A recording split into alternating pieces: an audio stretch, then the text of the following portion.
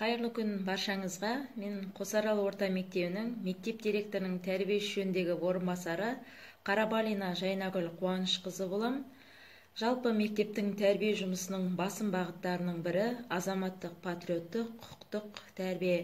Сондықтан да бүгінгі таңда мектеп инспекторларына артылар жүк ауыр деп айтуға болады, және бұл іс асқан сауаттылықты қажет етеді.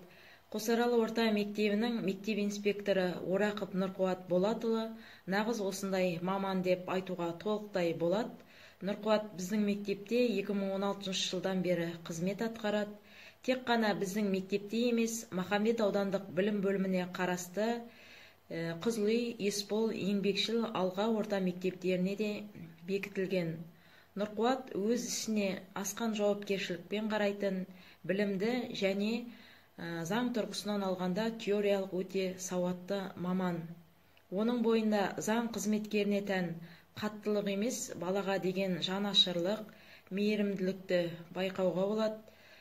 Қандай да іс болмасын, ол балаларды жазалаудан көрі байыппен түсіндіруге, оларды тәрбиелеуге тырысады.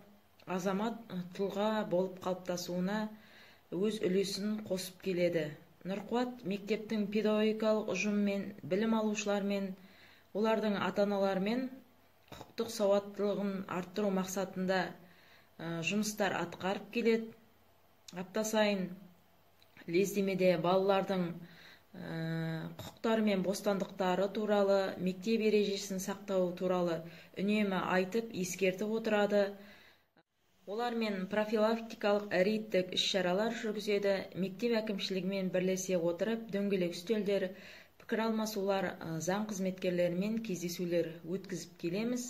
Жалпы мектебімізде мектепке дәлелсіз келмейтін, сабаққа қатыспайтын оқушылар жоқ.